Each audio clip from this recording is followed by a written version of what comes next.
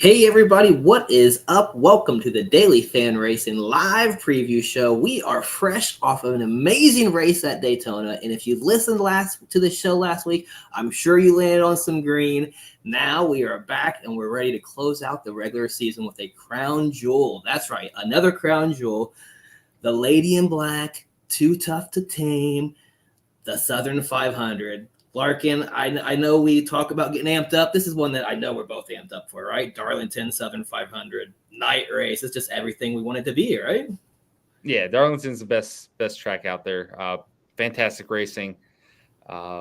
It's quintessential NASCAR, right? And I wish the Cup car put on a little bit better show, but it still provides decent racing. And obviously, the spring race was very fun to watch. Keselowski getting that win.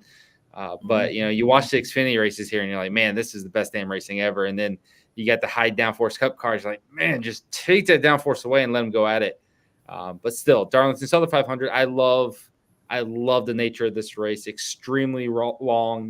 This is a 4-hour race, so you have to sit down. You have to be patient. You have to enjoy how things play out. And I certainly do. I think it's going to be an enjoyable one and hopefully a profitable one. Yeah, I think what I love about Darlington is it's one of those tracks you go to on the circuit where like you can really see how hard the drivers are racing, right? Like you can really get a grasp for what these guys are doing and how hard it is what they're doing. I mean, it really looks hard what they are doing. Like, I know I can't go out and drive one of these cars around Charlotte, but looking at it, like I feel like I can. Like that looks easy as shit, right? But like Darlington and just inches off the wall and knowing that just one minor mistake and how these guys push it. And you really get to see talent, rise to the top and guys who can really have that car control, come to the lead. And that's I love it. I think you love it, and I'm excited to talk about it and talk DraftKings. Another good thing about Darlington and Southern 500 is this Labor Day weekend, right? So kids are back in school. That's an awesome thing for me. I'm so excited of that, right? I know you got to be, right? Been fantastic. Summer closes. My kids actually don't start until Tuesday, so like this is it. This is the last final push here, right? Labor Day weekend, so you got that. Got cookout, right? You got any big cookout plans for this weekend? You grilling something, anything?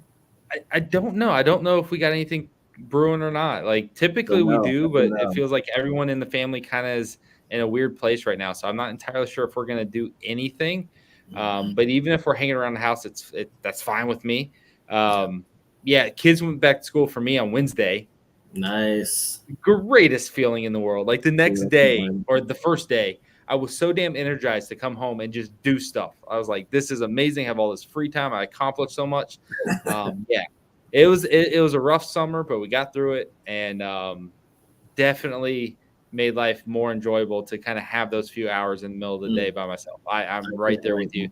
It's the best feeling. Wait. Mine go back Tuesday, and that is like when my like deer scouting time actually goes up, when I get to like carve out a few hours here and there through the week. I mean, that's a big deal, man. You got to get out there and you got to see where the deer are at to find out before season starts. But and just time. I work from home, so I have to deal with the kids, all that good stuff. But me too.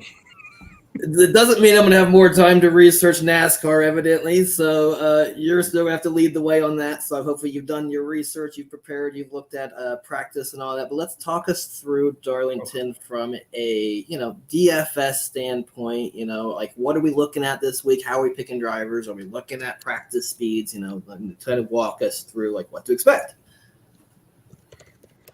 Well, I'll be honest, practice this week threw me crazy. I don't know what the hell to read into it. Like, I want to sit there and try to utilize it, but part of me is just like, no, that's not right. That's not what I want to do.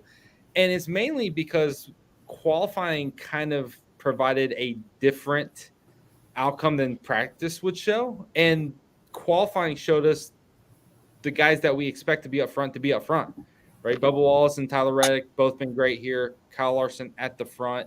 You got a lot of those normal guys at the front. You got Danny Hamlin kind of doing his yeah. Okay, maybe not everyone. Although, again, we'll talk Carson. I'm sure we'll talk prospect ever. But I don't know how much to read into it because it kind of feels fake. The practice results kind of feel fake to me. And so I don't know how much I want to trust them. I think I'm going to lean a lot more into just track history here because at the end of the day, track position's king right now with this car here, but also you're still seeing the best of the best get the results. You're still seeing Denny Hamlin get up there. You're still seeing Joey Logano. Even with the next-gen car, you're seeing the best of the best get towards the front. The only thing that's really changed is it at times is preventing the obvious dominator from hitting. So, Tyler Reddick had a huge dominator performance in the spring. A lot of that was aided from number one pit stall. Like, he was not the best car, but he just kept getting the lead and maintaining the lead on pit road, which was a huge aid. But we've seen performances like Kyle Larson won last fall, and he led like 55 laps. It wasn't like Kyle Larson went out there and led 200 of 367 laps. It was a smaller amount, and we saw several drivers in that race lead 50 laps. And that's mainly because if you get the lead, you just hold it, right? Like, you just kind of cruise out and you lead 50, 60 laps. And then depending on how it shuffles on pit stops and things like that, you may lose it and the next guy takes over. We do technically get one big dominator, but it does tend to seem like we can get 3 or 4 guys lead for chunks of the race, especially in a 367 lap race. Mm-hmm. So it really just all comes down to, is the main dominator able to hold that lead? We saw, I think Denny Hamlin was the guy in this race last year, and he ended up with a horrible finish.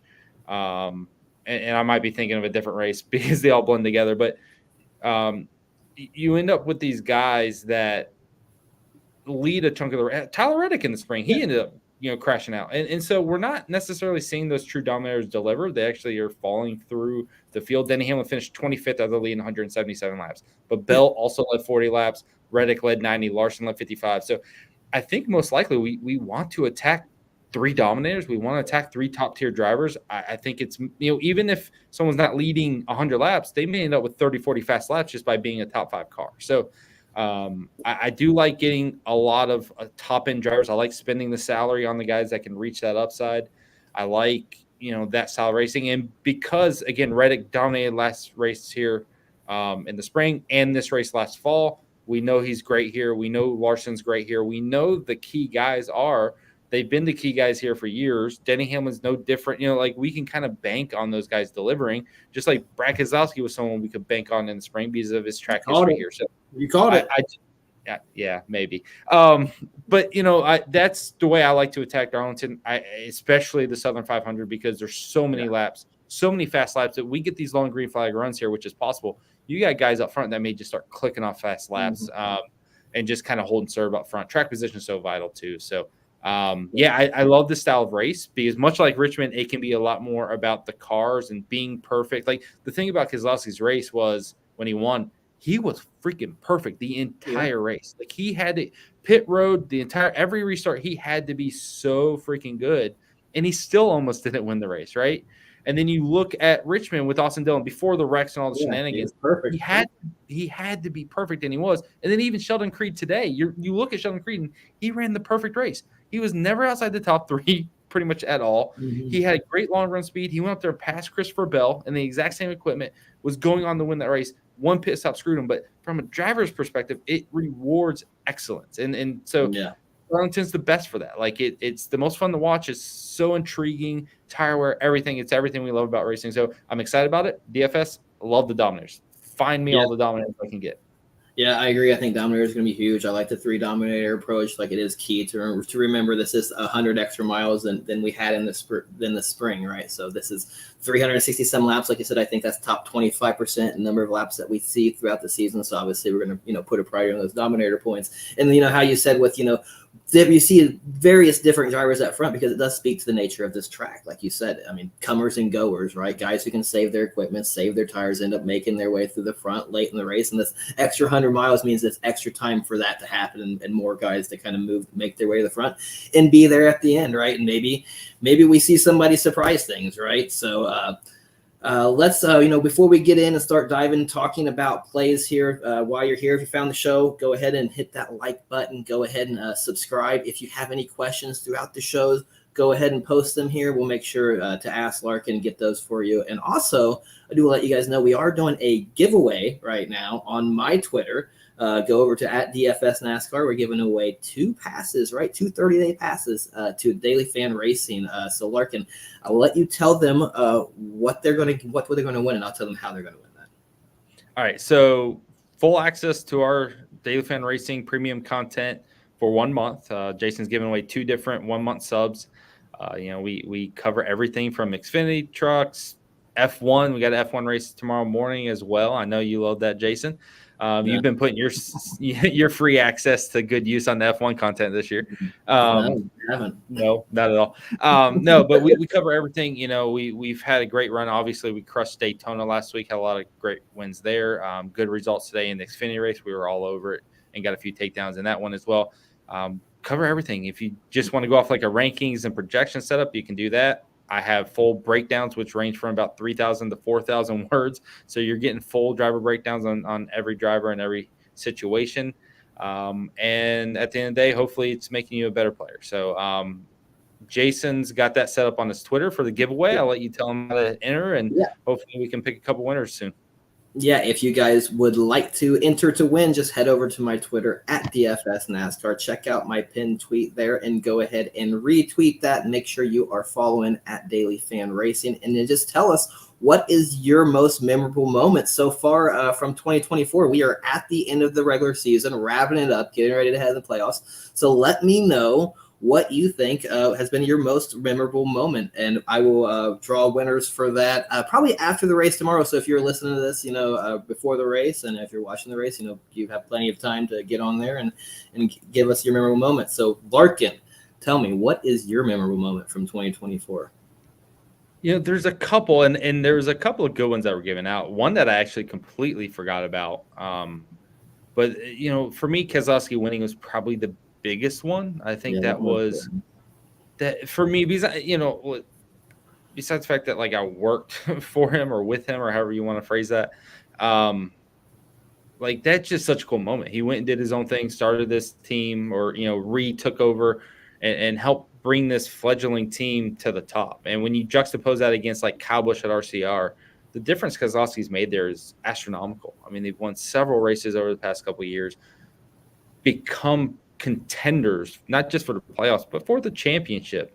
I think it's really cool to see. That was a great win, great paint scheme, great everything like that. Race was awesome, the way he won it. So that for me so far has been the best moment. There's definitely been some other good ones. Yeah. There's some great finishes, some horrible NASCAR calls, but it's been a really good one. Like I get so frustrated, like, because I want to love it. Like I get to these moments of, man, this is really enjoyable. I'm really loving the racing. I'm really loving things. And then NASCAR does stupid things, and it just kind of takes me out of it, right? Yeah. The Austin Dillon situation really took me out of it. Like I was disheartened for like 2 days, and I hate that feeling. But some of the racing is as good as it's been. It's been fantastic finishes. There's definitely been a lot of good, enjoyable races, and that to me has been the best part. Like we aren't seeing many bad races at all. And we're getting a lot of different winners, Harrison Burton and Austin Dillon and all these different things. Like you say what you want. Austin won that fair and square. Harrison Burton won that fair and square. It's a mockery of a championship. But on a week-in basis, like we got 2 cool results here in the last month that are just true wins, if we're being honest. So it's just super cool to see that stuff. It's super cool to see that our championship battles are or our regular season battles are still meaning something with like Custer and Allgaier, or with Reddick at the top here in the Cup Series. Like those still mean something to me. So I've been following those a lot, and they've been really, really good. So I think there's a lot of good happening, even if I am sometimes over pessimistic. Yeah, there's been a lot of great stories. There's been a lot of great moments. I mean, you even mentioned the Ricky Stenhouse Kyle Busch fight. That was awesome. That was the one. That's the one I forgot about. I don't know how I forgot about it.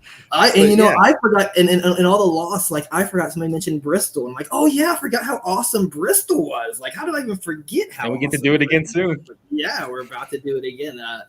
So many great moments. But to me, like as far as memorable moments, like it's going to be the Austin Dillon moment. Like just like for everything that was bad about that. I mean, clearly, yes, he deserved to get the penalty. Yes, it was a terrible moment. But from your couch and as a spectator when it happened, like just the outrage of emotion that I'm sure went through everybody's screen in that moment. It was just, I mean, I know I'm going to remember that moment. So yeah, that was definitely fun, exciting. That's probably what I'm going to put down as most memorable so far for me. Nice. I like it. All right, let's dive in and start talking some DFS. Let's talk some plays. If you guys are new here to this channel, we're gonna talk about all the guys here, but Larkin will wrap it up at the end and give you a core 4. He's going to give you core 4 guys don't play, and then 4 kind of leverage plays, 4 more plays, extra plays. You know, he's going to kind of summarize it for you and then give you a winner. But let's talk plays. Let's talk, I guess let's just talk just straight salary down, right? Let's talk with the big guys. Big dogs are at the top. I know you kind of mentioned some of these guys' names already. I imagine Hamlin, Larson, Reddick, right? These top 3. Is there any chance that one of these 3 are not going to be in the optimal lineup? I think, I mean, we're going to see some portion of the optimal coming from these 3, right? Yeah, I mean, it feels like a stretch that one of these 3 is not going to be on the optimal. And that's just because of their unbelievable track history here. Now, the one caveat to that, I would say, is drivers, these guys in particular, aren't always getting the results they should. You know, Kyle Larson specifically has been kind of hit or miss during the next-gen era. So it's really easy to look at his win here in this race last year and be like, oh, yeah, Kyle Larson, he's the man. And ownership's going to do that. Everyone's going to play him. They're too afraid of what he can do, right? Mm-hmm. Ownership's going to be on him. Right. And I understand it. And there's going to be a ton of ownership on all 3 of these guys, which, you know, again, makes the most sense because these should be probably the 3 favorites to win. I mean, anytime we come up to Darlington, these are the 3 guys. And they got fast cars. Larson's going to be contender. Reddick's obviously been really, really strong. And Hamlin's fantastic here. The long nature of this race gives these guys plenty of time to find their way to the front, plenty of time to rip off fast laps, plenty of time to get, you know, the lead in.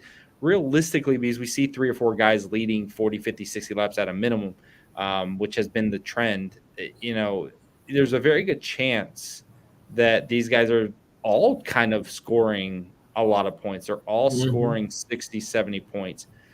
Which kind of creates that scenario, which we saw at like Richmond in the spring and Martinsville as well, where, you know, Denny Hamlin won Richmond, but wasn't optimal. He's qualified like 13th at Richmond, won the race, but he only led a handful of laps. He wasn't a huge dominator. And that type of scenario could kind of play out again where maybe 2 of these guys score 75 points and it kicks the other guy off just because of salary restrictions or whatever. And, you know, anytime you got this many laps, this many fast laps, a track that someone could be really dominant for a period of the race. And the Coke 600 kind of feels this way sometimes too. You know, when you look back at that one, even though it was rain shortened, like Brad Keselowski had a shit ton of fast laps and he never touched the lead. And so when he finished second and had those fast laps, he was a fantastic play. And his upside wasn't even reached yet because he never got out there. When you got these long races with higher tire wear and things like that, and the cream rises to the top, it gives all these type of guys really big upside. So I do like a lot of pairing in this range, like playing a Larson and Reddick, playing a Larson and Hamlin, I like playing a lot of these guys. You think 2 of them could be optimal together, huh? You think that's yeah, the salaries aren't too bad. Like even at only, you know, 11K, Hamlin's not like crazy high. You know, when we look back at this race in the spring, he's 11,500. So you're already just cheaper across the board, which I like, I think, to an extent, but you're able to take that 500 there, and you know the other guy would have been 11,300, the second highest price guy. Well, now Reddick's or Larson's 10.7, so that's 600 less than that 11.3. So all of a sudden you got 1,100 left for the rest of your lineup. So it's easier to kind of pair these guys together, especially like Larson and Reddick. You can easily do that and not really sacrifice the rest of your lineup. There's a ton of good place differential guys down in that 7K and below range too. So I do it, and I don't really give a shit if I have to sacrifice down low either. Because if Larson puts up 90 points and Reddick puts up 80, I don't care if I only get 25 from Justin Haley or whatever, because those guys supersede whatever happens on the back end of your lineup. Right. Well, I'm just going to throw just a little bit of a wrench into the philosophy of like how predictable these races are and being these guys, right? Only because, because one thing we haven't touched on is variance, right? There is a lot of variance in these races. Darlington Stripe, we haven't talked about, I don't know how we get, 15 minutes in a podcast at Darlington and not talk about the Darlington Stripe, right? But Darlington Stripes are a thing. These guys are pushing to the wall, and right, you see guys make mistakes, especially guys like Reddick, guys like Larson, guys who are pushing it, right? And to speak into variance, right? I mentioned this last time we were here in the spring, and it still holds true after that race, as Hamlin and Larson have both only been optimal once in the next-gen era at Darlington. And we have seen 5 different winners in the next-gen era: Keselowski, Byron, Larson, Logano, Jones. 0 Toyotas in the next-gen era has won at Darlington. So there are some indicators that this race might not be as cut and dry as these races don't typically play out as cut and dry as we might expect them to. It's just, I'll leave that there. Reddick, though, you were right about Reddick. Right. Reddick is optimal 3 of 5 Darlington next gen races, top 5, 3 of 5. Boom. And you said right. So you have the fastest car, but like 75 fast laps in the spring is like, god dang. But he had the lead on every restart, so he just checked out. He kept checking out. But still, to hold those fast, when you have a Hamlin or a Truex breathing down your back late in those runs, gobbling up fast laps, or guys who get fresh tires gobbling up fast laps, to get 75 at Darlington. Yeah, I don't know. I haven't looked at history, but that seems like a lot. It is a lot. He had a lot of clean track, though. A lot of clean track. And it just kept working in his favor. There was a run. It was either late second stage or the beginning of the final stage that he did just start clicking them off. There was a point where in a run in the middle of the race, he clicked them off. I remember that. The clean air is massive here. It's massive. And they're all kind of falling off the same, like we see at most tracks. But like you mentioned, Hamlin hasn't been as good here. He's had decent finishes, but not as good. Larson, same thing. Larson in the old car here was amazing. Yeah. It's definitely different. There's definitely that kind of trend of maybe because they can't, Larson can't slide it around and the tire wear is not as much, that Hamlin and Larson aren't making as much of a difference. But there's also just some bad luck involved in those two. Like Larson, I don't know, it was 2022, one of the races. He drove to the lead, kind of had an issue, spun himself out, and then had a motor problem. And it's just like, that happens, right? You can't predict that. And then same thing with Hamlin. He had an accident and won. Like, you have these issues that maybe aren't of their own doing. Yeah. Where, like Larson was supposed to predict that, though, for us. Like, that's literally what people pay you for, Larkin. Jesus. So, like, Larson had the motor issue I mentioned, and then the spring race last year, he wrecked with Ross Chastain, right? And you had Larson's crew chief begging Chevy to do something about Chastain and the whole wine bitch fest that they did. But Larson was going to win that race. He was the best car. He took the lead. So, like, he's been there. He has been there, even if he's not getting the results. When he has a clean race, he's going to be strong. Now, it's Kyle Larson. You brought up a new feature that we should probably have on the show, the Red Stripe Award of the Week or whatever. Kyle Larson's probably like the favorite to hold that week in and week out because he's one of the highest crash rates in the Cup Series. And that's the biggest issue with him is he makes a lot of dumb mistakes, like wrecking in front of the field at Michigan. That's Kyle Larson's MO. He's quick, sure, but he does make a lot of damn mistakes. And at a track like Darlington, it bites you, right? So I love the upside there. And the biggest thing, 367 laps, we're chasing the upside.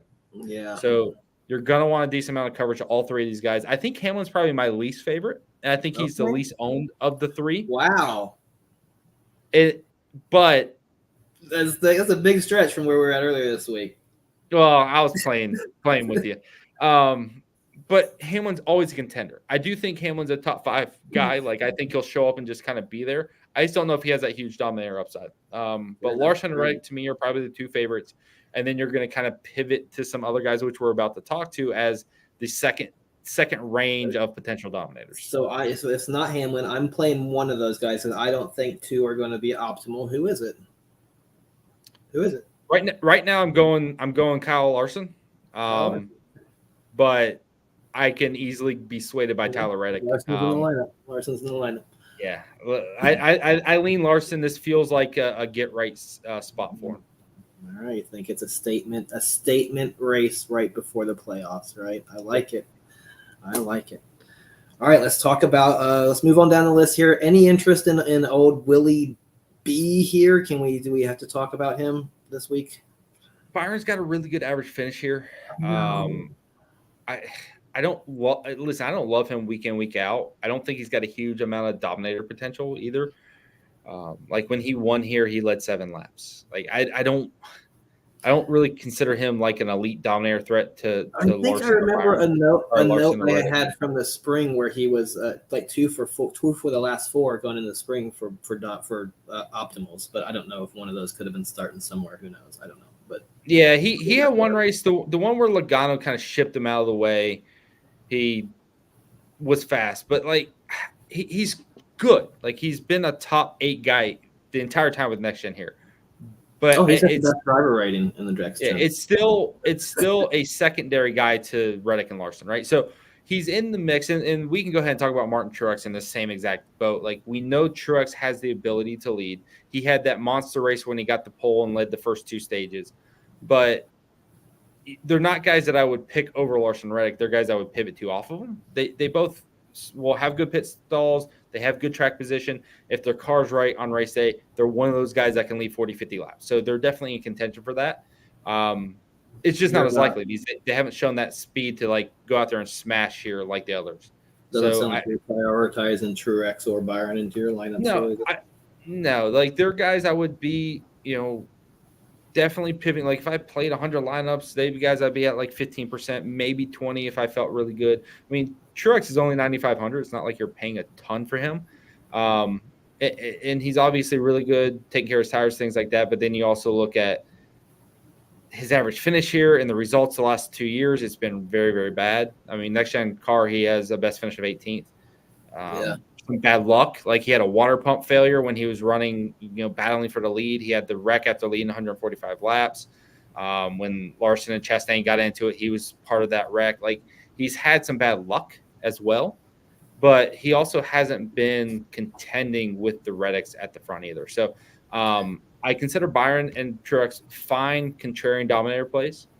And then Brett Keselowski's the other guy in this range that, based off everything we saw in the spring, he should be considered a real threat. I love them on intermediates all day, all year. I think he's going to get inside the top 5 at some point. I just don't know if he has race leading equity in him. Like that's the question is, he only led 20-ish laps there in the spring. Most of those came after, Reddick and Buescher got together. I think Keselowski's going to be a part of the mix. I just don't know if he's going out there and leading 100 laps. So a secondary guy as well for me, but can be a really good tournament play if he's finishing 4th with 30 or 40 fast laps. Like he doesn't have to necessarily be a great dominator because he starts 12th, but it's definitely not someone I'm like, this is at the forefront of my lineups and I want 40% of them. That's Reddick, that's Larson. Those are the big shoes. And then we want to pivot to these other guys to kind of round out, our builds. But I like of the Hamlin, Keselowski, Truex, Byron there that you're probably sprinkling in to mixing in with Larson and Reddick. Like, who do you think you're going to be highest? Who are you highest on in that of those 4? Keselowski of those 4. I just feel like he's been, and I'm a floor player sometimes to a fault, and so I like his floor. I think he's going to be a little bit safer. I like the salary, like compared to Hamlin. If I can drop down to Keselowski and get maybe roughly the same play, right? I like that aspect. I think he's a guy that can have a really solid day, click off some fast laps, and get a good finish. Maybe it's only 55 points, but that paired with your main dominators could be a good enough score. It just depends on how things shake out. So Larson, Keselowski is You're just going to build a lineup off of who I like in little groups. I'm going to try to, and see how you do. All right, let's go for it. I got Larson. How we like. We're starting a lineup right now with Larson and Keselowski so far. All right, that's there we go. Where we're sitting at. All right, it's definitely looking like a GPP build. I feel like already, but yep, we'll see how it goes. Let's move on down the list here, and you know what? First off, I do want to say I'm so glad that you did not come in loving Martin Truex. Like I really thought you were gonna tell me to play Martin Truex starting 5th this week, and I'm so glad I don't have to do that because he just has let me down so much, and I just know he's going to. So, all right, Christopher Bell here won the Xfinity race, looked awesome. Typically not that not a guy I think of as being awesome at Darlington though. How do you see him coming into this? But he's always, you always got to consider him a threat. Is he a step down below from these guys we just mentioned, or is he just like you're not completely off the radar? Old Christopher Bell. Yeah. I'm not really interested if I'm being honest. Get him out of there. Okay. No, I like that. Not a good track for him. Really not many good results. He has a 5th and a 6th, I think in 2022, but other than that, it's been pretty pedestrian.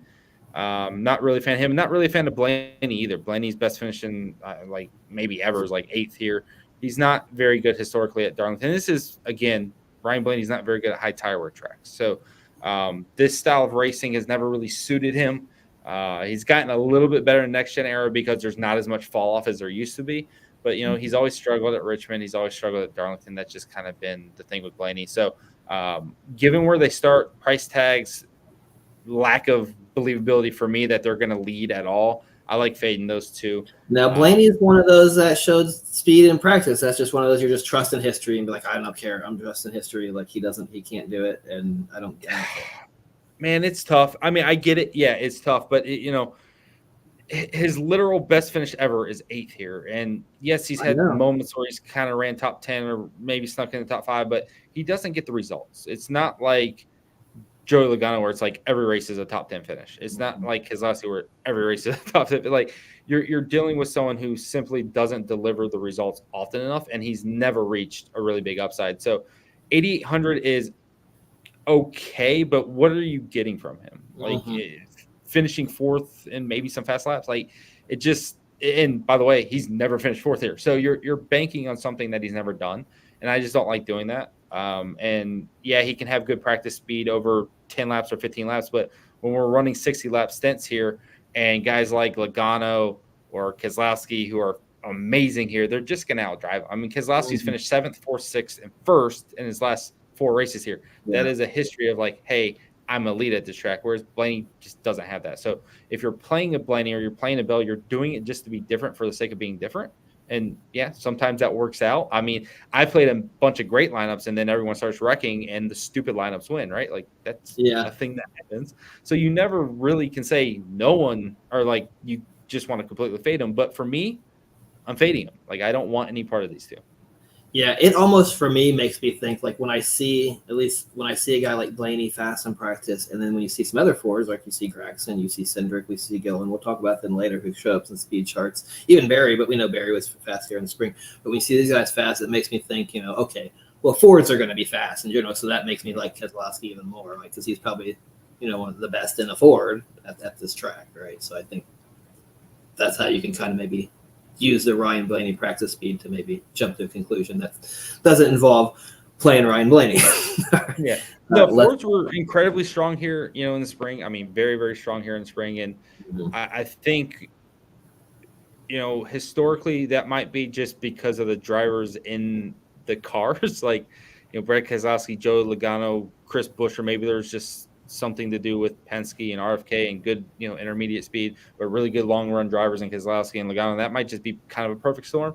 But you also, like you mentioned, Chase Briscoe, Josh Berry was like 3rd and Chase Briscoe was 6th in the last race here. Like both those guys got great results. When you look at guys like Todd Gilliland, in a 2nd tier team, his results here are very, very strong. And you're like, okay, maybe this is a Ford track. And, I don't think downforce is as big of a deal. And, because their cars typically are more trimmed out, they lack a little bit in terms of downforce because they can lean more on the mechanical grip and taking care of their tires. I think maybe that's what brings them back into play. I don't know. It's they faster under lights too, supposedly. Isn't that no, I mean, that might apply to certain tracks where you're close to wide open. Like if you're at Vegas and you're wide open under the lights, yeah, maybe. I don't know. I don't understand necessarily why, but they've definitely been strong over the last couple of years. Regardless, Ford has won two of the 5 next gen races. So yeah, they've definitely they've been good, and maybe that's just RFK's nailed it, on intermediates, and that's helped boost those stats. But yeah, they've been good. I'd much prefer to lean into Logano, Buescher, and Keselowski, who have done it multiple times over the last decade. Is it weird that, or is it that Like this strikes me as odd that we have 8 guys priced at $9K or above on this slate. Like, doesn't it feel like there should be more? Like that there's a lot of gaps in between price guys here to where, I mean, I don't know. I feel like there should be like 10 or 11 guys in that range. I don't know. Is it, or is that just for this many laps? Like, I don't know. I think part of it's again because like Hamlin was 11,500 in the spring. We're just lower at the top, and that's transferred all the way down. So yeah, I mean, to an extent, and that's what allows you to kind of squeeze in a Keselowski or really get to an Elliott or a Logano. Like I love Elliott. You like Elliott? Let's talk Elliott. Yeah, I mean, these are both guys with top 10 finishing upside that offer a bunch of place differential at 9K and 8,700. Like that's fantastic value. I've always been a big fan of 2 dominators and a stud, right? 2 dominators and a stud. That's how I like to build a lot of my lineups. Sometimes races like this is 3 dominators, but if Reddick and Larson go out there lead 100 laps each, I'm looking for that stud play to pair with them. And these 2 check all the boxes. Good track history, good speed, good average finishes, both here and overall in their careers, very consistent, tons of place differential, the ability to score 50, 55 points just in a normal race with bigger upside. So I love those 2 plays. 8,700 for Joey Logano starting 23rd is a godsend. Like that is the dream. And he has the 3rd best average finish here, over the last 7 races. He's always running. Now, I said this in the spring and he had some issues, but he's always running top 10 here. And odds are that he's probably going to run at least top 13. 13th gives him 40 points. If he cracks the top 10, we're talking about a guy that's scoring 46, 48 points. I just think it's a really good play for the price. And then the upside is Joey Logano 6 with 20 fast laps, scoring 60 points and rounding out your lineup perfectly. So I love the Logano play. And Chase fits the same mold. Like Chase has been up and down. He's been wrecked, running 3rd by Kyle Busch. He's never gotten the wins that he should have, but he was going to win here when Martin Truex and him crashed out. He was potentially going to win that race when Kyle Busch turned him on the front stretch for no damn reason. Like just completely misjudged it. So there's 2 results where it shows a DNF, but he was a top 3, if not race-winning car. And I know that upside's there with Chase. And starting 20th, 9K, sweet spot. I love that play as well. Do you think these guys have enough? I mean, I know they got the PD there, but is that PD enough for them to pay off with the amount of dominator points there? Because I'm just looking at Chase Elliott's performance here in the spring, right? He started 31st, 32nd, somewhere in there, and finished 12th, pretty good race, and still, wasn't optimal in that race, right? Now he's starting 20th. Right. How much better does he have to get? Like, he's got to get, 8th. Top 3, right? Maybe. Yeah. Well, 8th, I mean, to pay off, like, you think 8th does it when, if you think we're going to have 3 dominators pay off here? It all depends on what else happens in a race, too. Like, if Todd Gillen and Ryan Preece finish 12th and 13th and he's 11th, then no, he's going to get outscored. But it all depends on what else happens around you and in the race and how it plays out. I mean, you talk about him starting 31st, finishing 12th. We didn't have a bunch of dominators. We only had 2 dominators in that race, really. I guess 3 if you count, Ty Gibbs, right? We had Reddick, Keselowski, and Gibbs. Well, yeah, Reddick crashed, but he scored enough. And that's really what kind of kept Elliott off. But it's not like he was close. Noah Gragson just started 36th and finished 14th. And Justin Haley finished 9th. Like, there's just these kind of couple of drivers that just kind of kicked them off. Yeah, I guess. I mean, it's still a really good score. Now, if you have a more normal race where the leaders don't wreck or whatever, and Elliott's just 8th with 15 fast laps, and there's no one just superseding him, yes. But right now, like, we're trying to chase the optimal so we can win big. But if not, if he gives you 50 points and you 3 extra money, are you mad? Like, no. So at a point, and again, I will say this 100 times, I am a floor guy. I love good floors, and I love guys that are going to hit 40 points, 50 points at a high rate. And Chase Elliott's that. Chase Elliott's a guy that's going to get to 40 points pretty often. 12th place with 2 fast laps is 40 points. Like, he doesn't need this phenomenal result.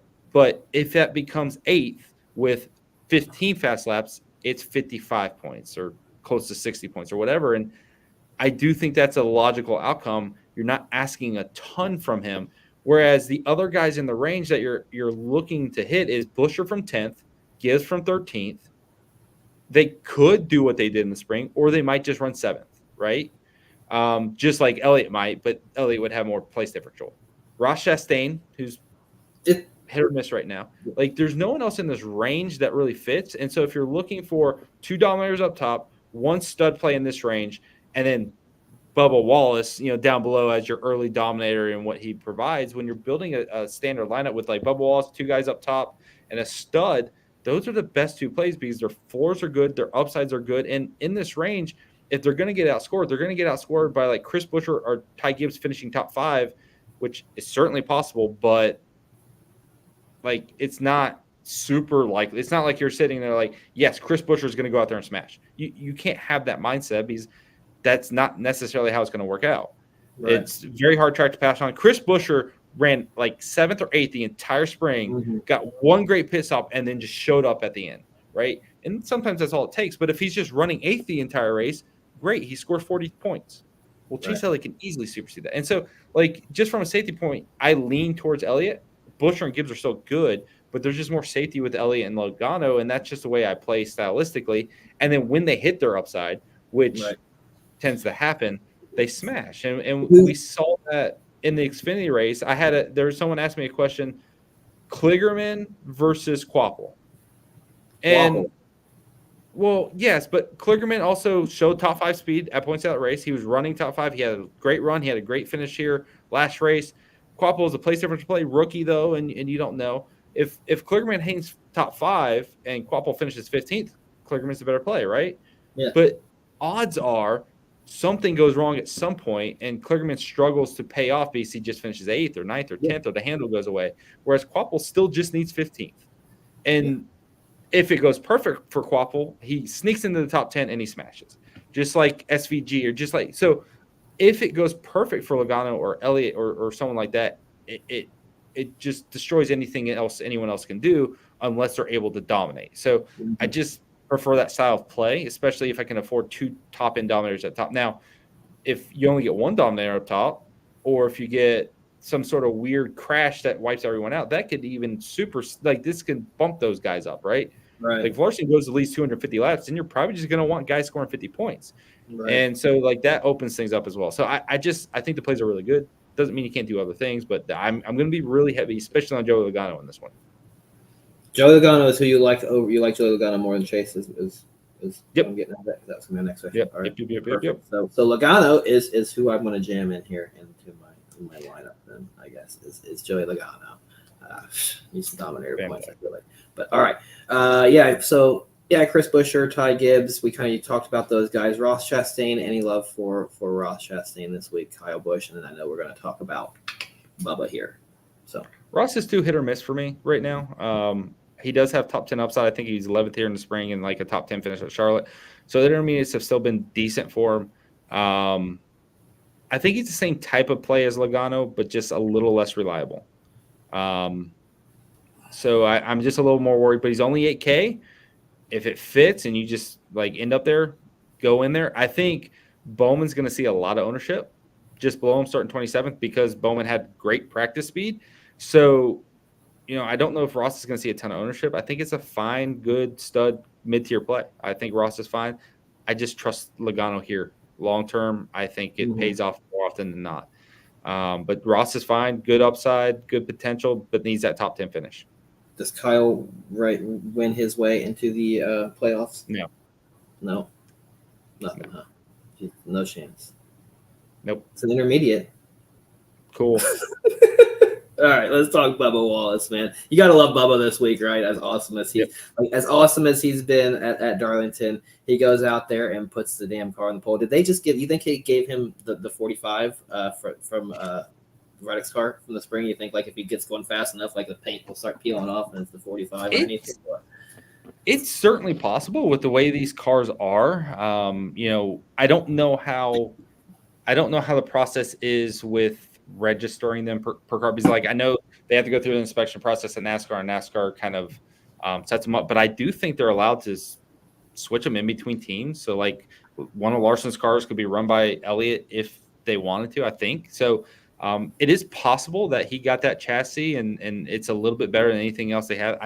They need to win, and this is obviously a good track for him. So that's certainly plausible. He's obviously been really, really strong here. Like for the last 4 races, he's finished 9th or better. He's done a really good job. He's shown race leading potential. The race, I think it was the race that Truex led a ton the first 2 stages. Wallace was right there with him and contending. I think he finished like 3rd in the first stage and was right up there at the front. So he's shown that ability to race up there. And because the leader is almost like guaranteed to lead 40, 50 laps, you feel really good going into this race with the mindset that Bubba Wallace on the poles got a very good shot of dominating the first chunk of this race and paying off, right? Like, even if he doesn't necessarily finish top 5, but maybe he falls like 8th or something, you feel pretty good that, you know, him leading 50 laps with like 20 fast laps is going to be good enough. Because that's going to put him around 50, 55 points, depending on how things shake out. And he's really cheap, right? Like, he's under 8K. So you're not having to pay up for anyone. If you can get 50 points from this style of play, it feels really good. And then his upside is he has no 1 pit stall, very fast car. He leads 100 laps, 120 laps, 130 laps, whatever. That's not outside, you know, any realm of possibility here. I think it's probably kind of likely, as fast as that car is, as fast as they've been here in the past. Number 1 pit stall is like such a huge advantage. So I think he can lead the entire first stage. I think he can lead well into the night. I think he could be a contender the entire night. It's just about where he finishes.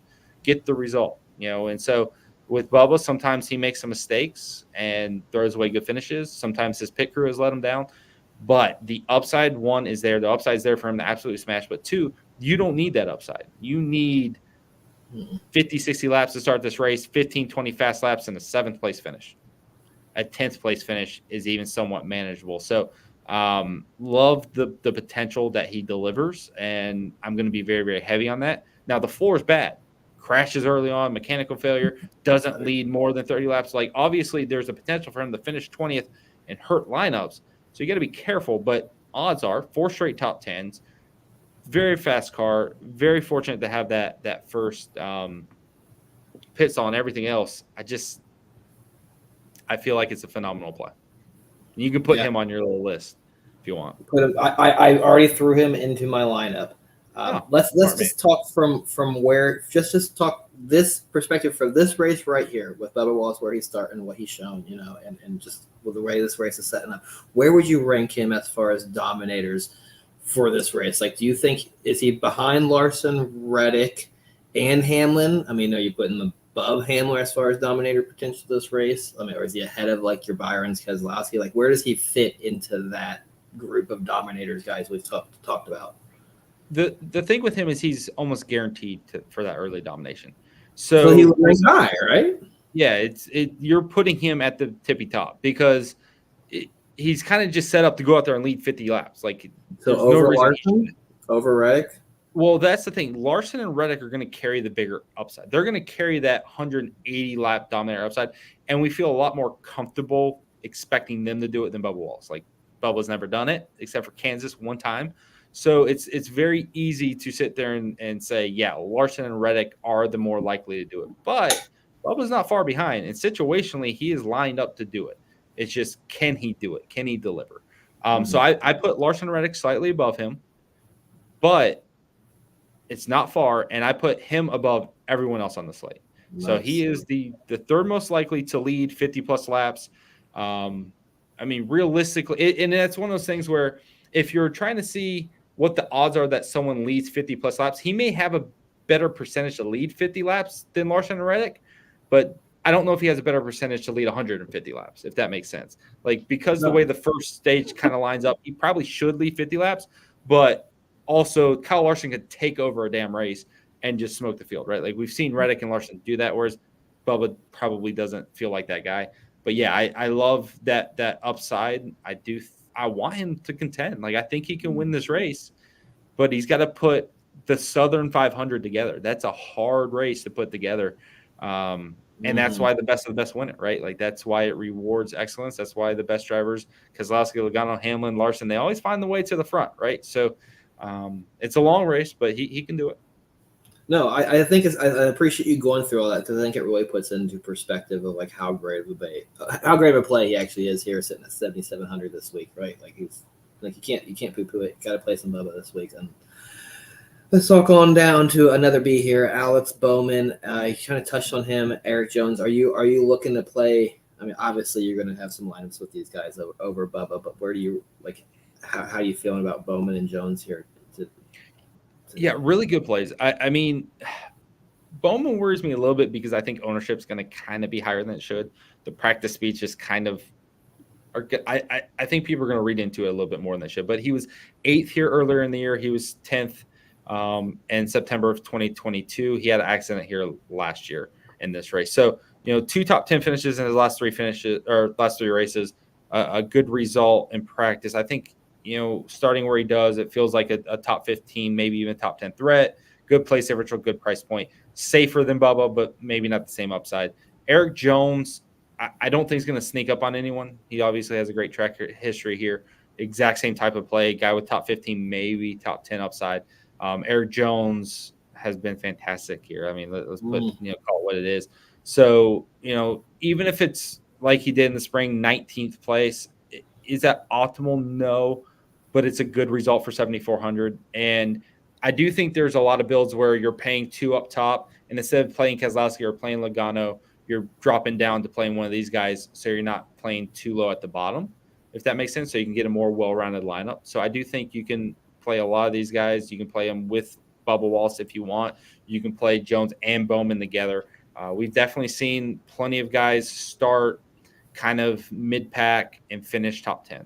We see that a lot. Honestly, Eric Jones in this race last year started 20th, finished 10th, right? Like we see that from not just elite guys like William Byron starting 23rd and finishing 4th, but we see that from the mid-pack guys.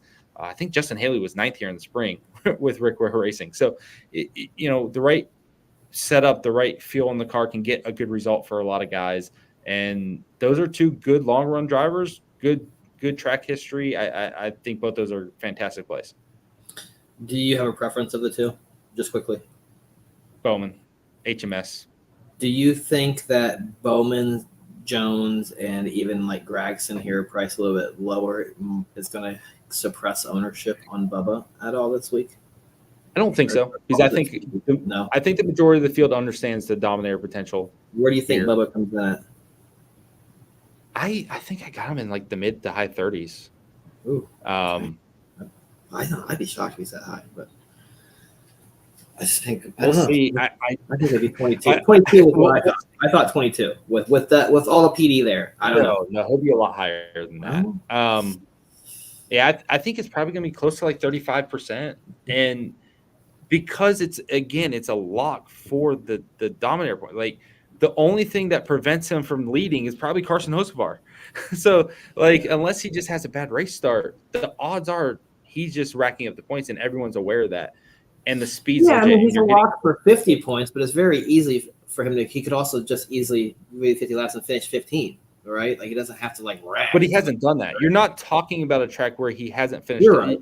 Yeah. It's 4 straight top 10. The result, everything says this is a good play. This isn't like Josh Berry starting 2nd, so we're going to play him at 15, 18%, which happened recently. No, this is the fastest car on the track, the fastest guy this weekend so far. Put it on pole. The outside pole guy is not a true guy that you trust to go out there and challenge him, right? It's not like Kyle Larson's on the outside pole. It's Carson Hocevar.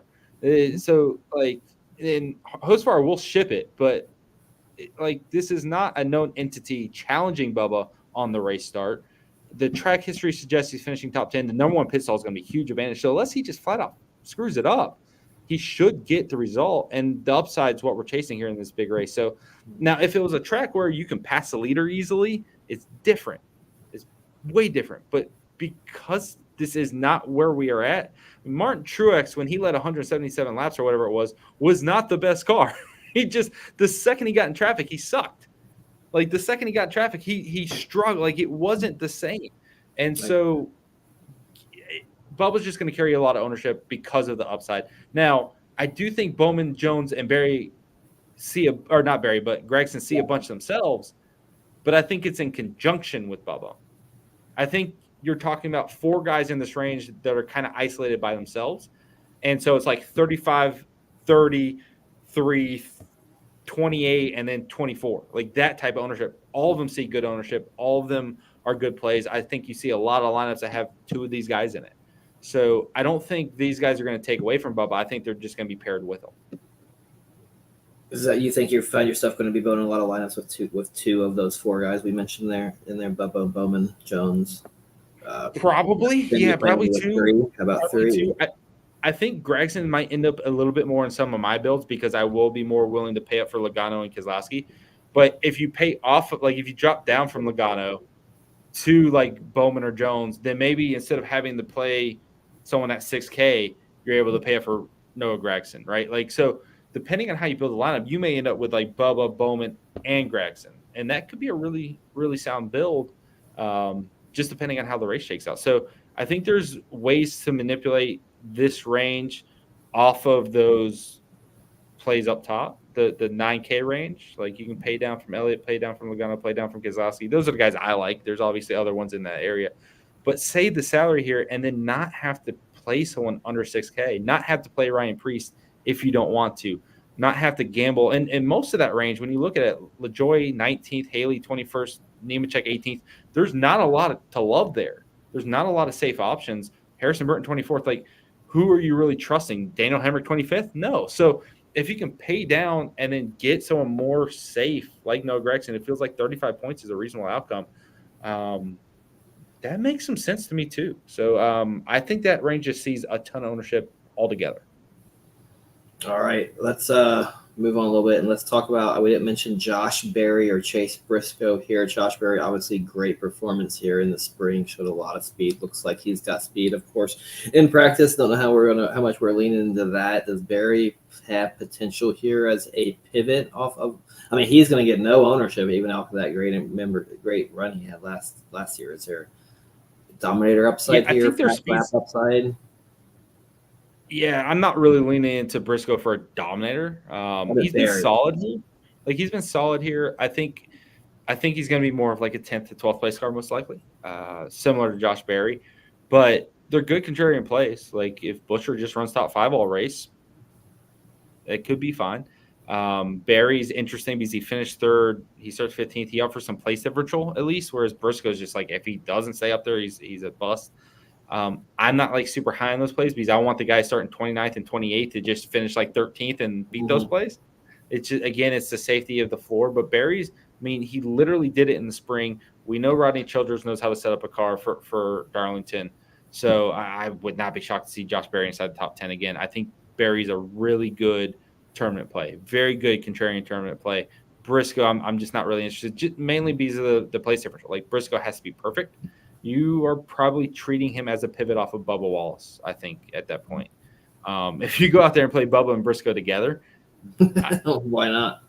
Why not? I guess, maybe you're just trying to be super weird. Briscoe needs to lead to probably work out, and I don't think that works. Because at the end of the day, I'd be shocked if one or not two of Bubba, Bowman, Jones, and Gragson didn't hit.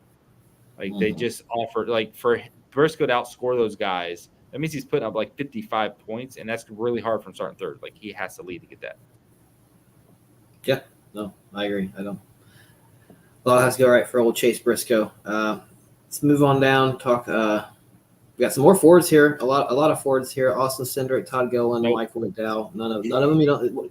Of course, you don't like Austin Cindric, right? I get. Yeah, that. we can move on. Gilliland, McDowell, right? I mean, any love for Gilliland or McDowell here? Starting. Gilliland's a sweetheart for me in this one. So how about this whole range here? Daniel Suarez, Van Gisbergen, all guys starting 31st through 34th. It seems like one of these guys is going to provide probably a shit ton of upside. Yeah, and so this range, and the best way I can explain this is if the race goes their way, and a lot has to happen, like 6 or 7 DNFs, which is kind of typical, right, for a 500-mile race at Darlington, 5, 6, 7 DNFs. Beat their range, beat their guys, not have any mistakes on pit road. Like you can get up to 17th, but a speeding penalty drops you to 27th, you can never regain the track position, things like that. But a good clean race for Todd Gilliland has resulted in 3 top 15 finishes in his 5 starts here, right? Now, the other 2 races are 26th and 28th, and he started 30th and 31st in those 2 races, similar to where he starts now. So he may just run and finish 26th. But when it all goes right, his upside's a top 15 finish. Now that they're affiliated with Penske and they're getting that information, we're seeing Todd Gillen deliver at an extremely high rate. Top 15s, top 18s, really good, solid finishes. You look through his year, and it's just 17th, 12th. Like, it's just a ton of really good finishes. 33rd, I think. Right? He's the future of FRM, right? He's their guy. He's really solid. He's perfect for them. He's perfect. And I think he's a guy with top 15 upside from 33rd. I think it's maybe less likely than, like Bowman, but it's a fantastic play. I think people overlook Gillen to play Jones and Bowman and Wallace and Gregson. I think McDowell always just carries ownership for some reason. Like, people just want to play McDowell. And his track history recently has been strong too. So McDowell's going to see ownership. Suarez, I think, is going to get a little love. So yeah, like, I don't think Gillen sees a ton, but he's my favorite in this range as a tournament play, just because I think the ownership will be kind of timid on him. And his upside is a top 15 finish, which he's done 3 times in 5 starts. So big fan of that. I think McDowell is a fine play as well. I like Gillen straight up over him. Like, I just like Gillen heads up over McDowell. And then Suarez has the potential, but Suarez is a Red Stripe Club member himself. He's just not as consistent. You're playing for the upside when you play him, but that's what tournaments are. So if he's rocking out and finishing 14th, he can be a fantastic play as well. But keep in mind, he's 24th, 34th, 34th, and 18th in his last 3 races, or 4 races here. Like, it's just not great. And even when Trackhouse was elite on this track type, which is when Chastain was winning races and all that, his finishes were 12th and 13th. Chastain was contending for wins. He was 10th and 13th. Like, he was never great here. Even in Joe Gibbs' cars, he made mistakes and got in the wall and didn't get good results. So Suarez is good. Yes, the car is capable. Yes, he can show up. He's just not consistent enough. So all 3 of those guys are good. Van Gisbergen, you're going to have to talk me into a little bit. I mean, okay. What does his car control pay off here at Darlington? Because he's looked pretty good in his Xfinity series there for never racing there. I mean, does his car control? I mean, I know he's racing against the Cup guys now, right? And they're much. Yeah, that's the thing. It's a lot better, right? But I mean, he's starting 34th, and no one's going to play him for 6,400. And if he finishes, 15th or 12th, he's going to be optimal. He's going to smash. Yeah. He was passing Chase Elliott heads up. Yeah. Like, he in the Xfinity. So it's really easy to be like, oh, this is different than Cup racing. No, he went down there and was beating Cup guys at that level. So, I don't mind it. I just think when you look at his results so far this year, it's not great. Mm-hmm. But it's not great, but it's 2 road courses, 2 super speedways, and the only normal race was the Coke 600. Started 36th and finished 28th. I think, yes, the right race and everything, I think he could finish 22nd, which is decent. I don't know if it's optimal. I think he's a fine play. I think you could take some shots with him, but I agree with low ownership on him because I just don't think it's just less likely that he's going to finish top 15 than Todd Gillen. So I think it's a fine, like, super contrarian play. Like, you play him and take some shots. 6,400 price tag's good, right? Like, now you're getting into that situation where maybe you're playing him and not having to play Haley or something like that. I would just use him more as just a pure pivot off of the safer plays. Okay. And then real quick on Anthony's question, for me, Gillen's the single entry play here, but Barry's fine too if you want to go there. I prefer Gillen. I actually have put in Todd Gillen into my lineup, so I too like Todd Gillen. You have talked me into him as well, Larkin. So let's go, Gilly. Does Austin Dillon get his way, race his way into the playoffs and redeem himself from Richmond on another high tire wear track like Darlington? No, does not happen. Nope. We're just throwing the dirt on our RCR grave, huh? Just burying him. I think Austin Dillon can be a sneaky top 10 threat. Obviously, he has good results here. I wouldn't be totally shocked that Austin Dillon's 10th or something at the end of the day. But before the last 2 years here, he was fantastic. Mm-hmm. But the last 2 years have been a struggle. It's been a struggle all year for Kyle Busch as well. I don't feel great about the Austin Dillon prospect. And there's just so many place average plays that you just the odds that one of them don't hit or two of them don't hit, but Austin Dillon's finishing 8th. You're struggling to talk me into that. But good track history, a ton of like in the old car, Austin Dillon was money here. He was money at Richmond. I hope it comes back. I'd love to see it. I don't know how much I trust it. I mean, you got Ricky Stenhouse starting 36th, who needs like. Tell me about Ricky. Is he chalk at this range? Is he the chalk value? I don't think so. Okay. I don't think so. You don't have to force him in. Like you can easily get to. I don't want to say SVG, but you can get to Gillen, McDowell, Suarez. They all fit. You can still play Gregson. You can still play a lot of place differential guys without getting to Stenhouse. I do think Stenhouse gets a decent amount because of the price and because there's not a lot of great options below him. But I don't think this is a situation where Ricky Stenhouse is just like 40%. I think it's timid. I think it's 25%, maybe slightly higher, which is still a lot. But I don't think we're going to see a smash job here, which is good. Like, that's a good thing. Right. But he's still probably higher owned than anybody priced below him, right?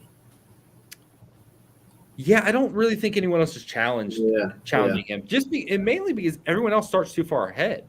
Right. Like, when you look at this next group, like, you can't feel confident in anybody. Priest is the only guy you would maybe want to get into, but you're not seeing 25% of the field on him. So, yeah, I mean, from a range perspective, he probably is the chalk of this range. Right. And it really just depends, like, because Gillen might be a little too expensive, so you just default to Stenhouse. So that may creep his ownership. But I just don't think people are going to, like, I want Ricky Stenhouse. Maybe it's 30%. And that wouldn't surprise me. But I don't think 40% Ricky Stenhouse is going to happen. I think there's too many good options to kind of spread it out. Yeah. I agree. Let's go to this to me, like, I wish this is a play we could do, right? But I know we probably can't play Carson Hocevar starting second. But, like, awesome to see Spire out there starting on the outside row of the Southern 500. And Carson Hocevar. Carson Hocevar is a freaking animal, is he not? That's awesome. Right? That's, like, I mean, can he go out there and lead? I mean, is that in the realm of possibility? Like, can we win this race? Win, no. I don't think that's a reasonable expectation, but I do think he can get the jump on Bubba Wallace on the race start and go out and lead the first 50 laps. I think he's quick enough to hold the lead if he gets it. So if Bubba stumbles, if Bubba makes a mistake, Hocevar definitely can go out there and lead the first chunk. So are you sprinkling any Hocevar in for that reason?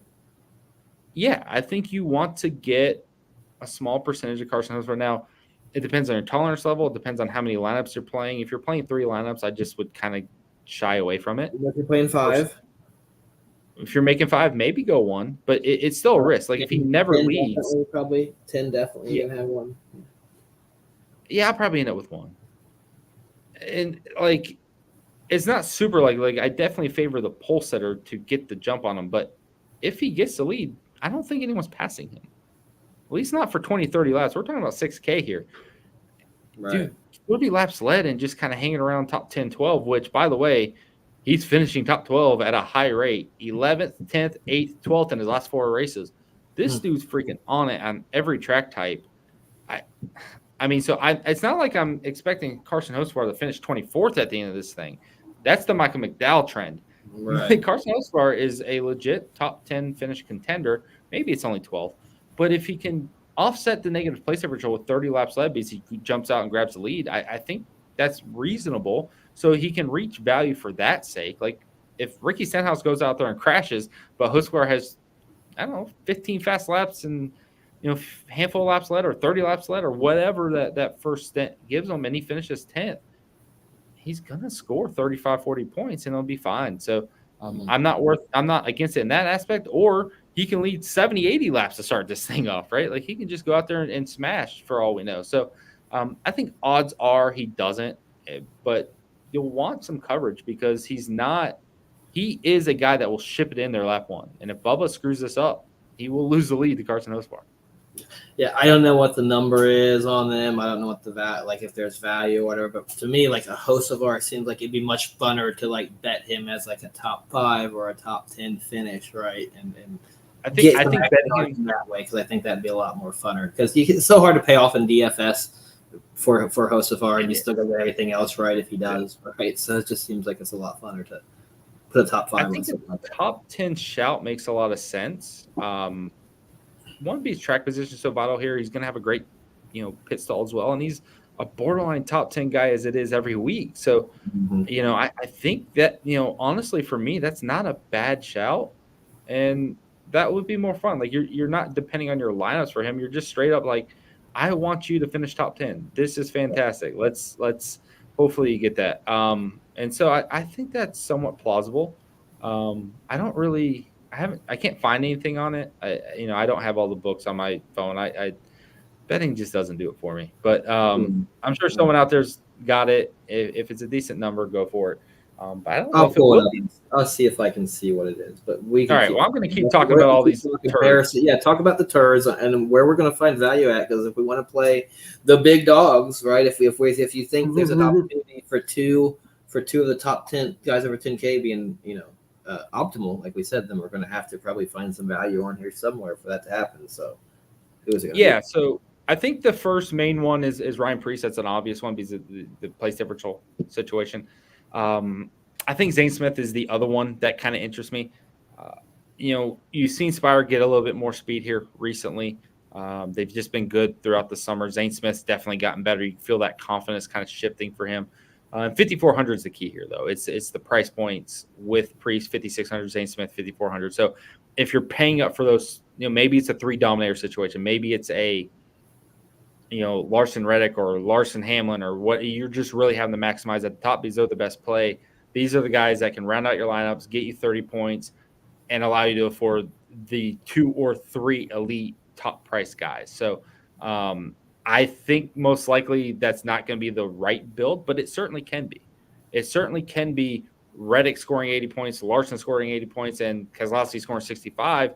And it's okay to pay down to a Zane Smith over Ricky Stenhouse and give up the 10 points that Ricky outscores him by because you got Keselowski, right? So that trade-off, I think that's the most likely scenario for those guys, and those are the 2 I like the most. Nemechek, LaJoy, Haley, they all start too high for my liking.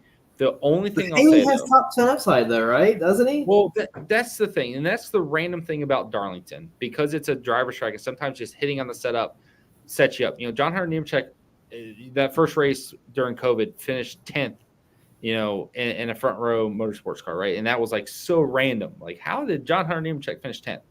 You had the Justin Haley top 10 here earlier this year. Sometimes when you just kind of hit it, you can have a better day than you would on any other track, right? And that's the one thing that Darlington presents is the opportunity for teams and drivers like Eric Jones going out and winning with Richard Petty Motorsports and the 43 car here because they just hit it on that day and things fell into their lap.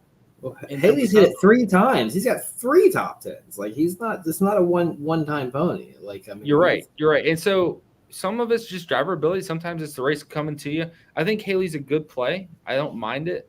I just don't know how often he's actually finishing top 10 in a Rick Ware car. I know he did it in the spring. 100% of the time is what history would show.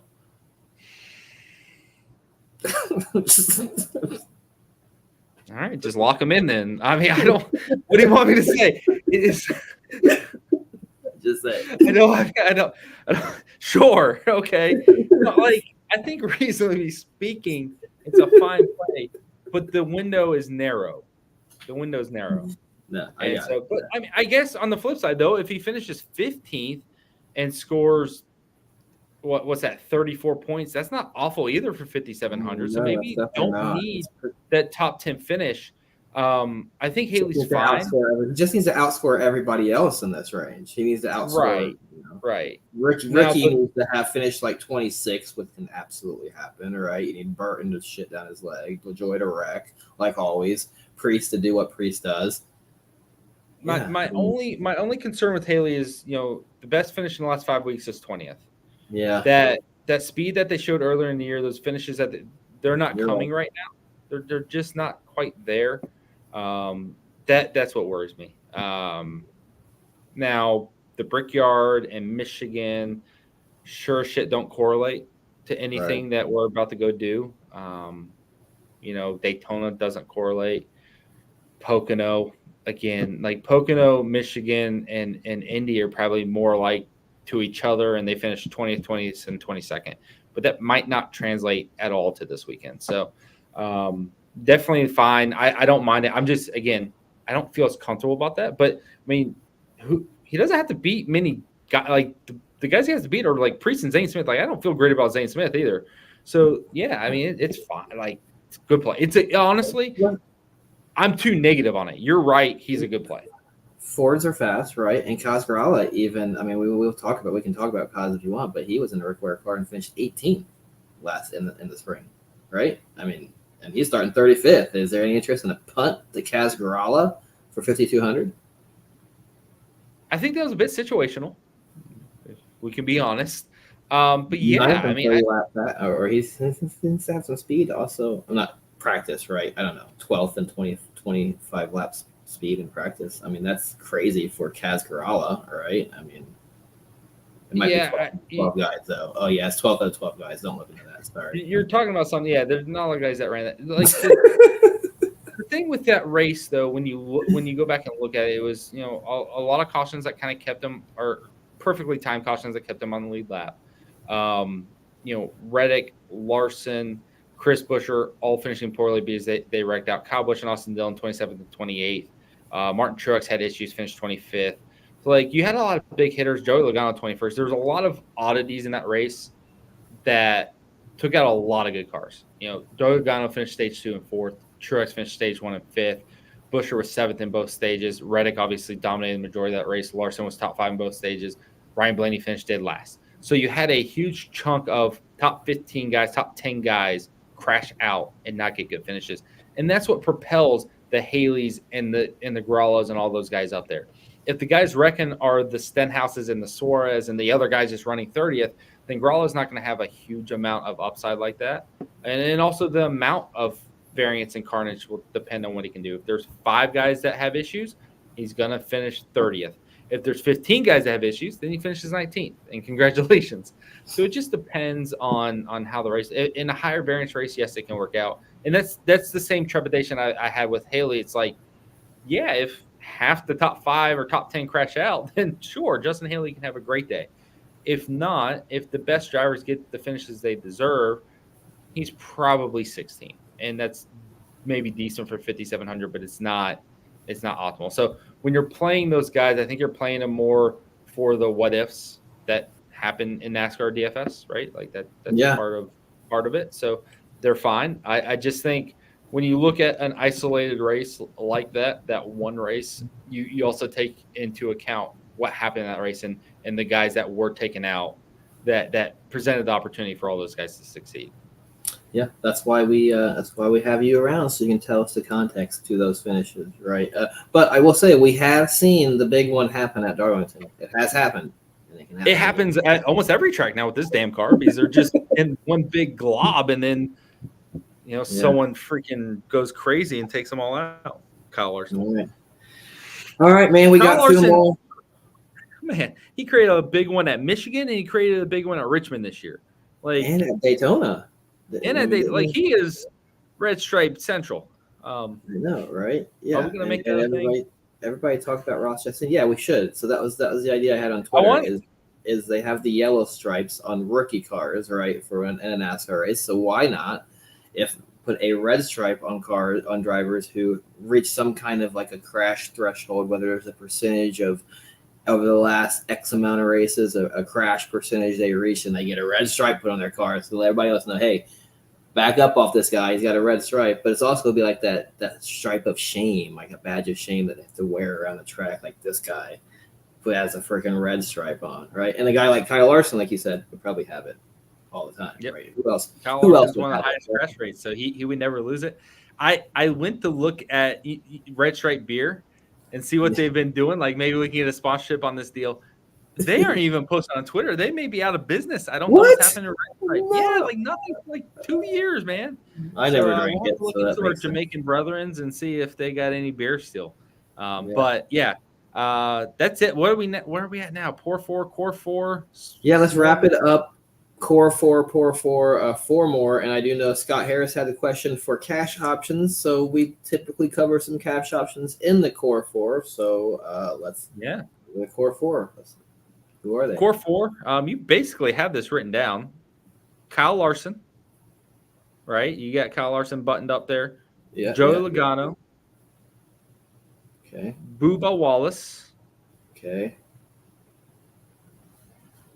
And I think I feel a little questionable here, but Todd Gillen is in my core 4 this week.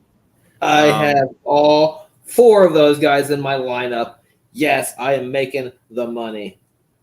Gillen worries me a little bit because I do think he may only end up like 26. But again, it's a cash lineup. It's a core line. I'm trying to get to the floor here. I hope he gets to the top 20, but there is that he feels a little sketchy. Whereas maybe if I put Alex Bowman in there, I might feel a little bit better, right? But don't worry, Bowman's coming up soon. All right, let's get to your poor 4 guys who we're just gonna not play this week. Bell, Blaney, Bush, fucking bees Briscoe. Again, man. Briscoe. The bees again. Dude, like it's amazing how many drivers in NASCAR have a last name. Yeah, we do this bit every fucking week. Every week. It's not even funny. Yeah, I think those are the most likely guys not to hit. I don't think Bell and Blaney have legit dominator upside. Bush is okay, but there's just so many guys around him I prefer. Mm-hmm. And so I just want to go with those guys over Bush. I'm not mad if like you think Bush is a good play. I think Bush is probably the riskier of the options I just gave out. No one thinks Bush is a good play. Okay, well, good. And then Briscoe starting third. I'm fine fading that one. All right, give us 4 more, Larkin. 4 more guys that we need to be squeezing into the lineup. Bradley Keselowski. Alex Bowman. And Bowman may end up a little bit chalkier, but that's fine. I definitely like the upside there. Noah Gragson. I like the upside there with Noah Gragson. And then the last one is going to be Tyler Reddick. You know, that's my tournament.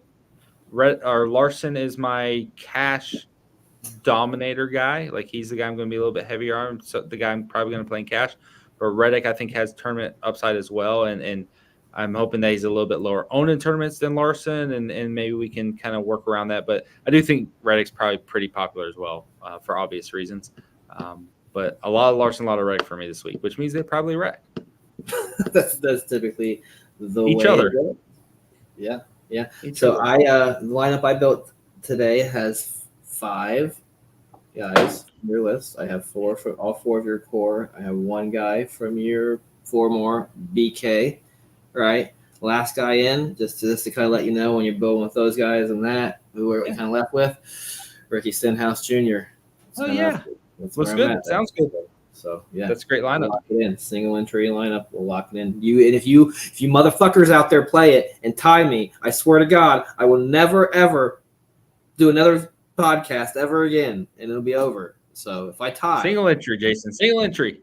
Stay out of a single entry. Play on whatever you want with it. Hit a GPP. Jesus. Stay out of the $400 single entry. You know, that's what I play. Angry little fucker. Let's wrap it up here. Let's give a winner, Larkin. Does somebody race their way into the playoffs? Do we get somebody new in this week who's not currently locked in? Nope. Kyle Larson gets this one. I think not fun at all, man. I think Larson gets it, but I will give you a second option to have a little fun. Just to spice it up a little bit, just to kind of make you feel better. I think Bubba Wallace can get it done. Bubba, okay. Okay, I think Bubba Wallace can get it done. So I do like him as one of the threats to win. So if we're not going like Chalk Larson, let's go Bubba Wallace.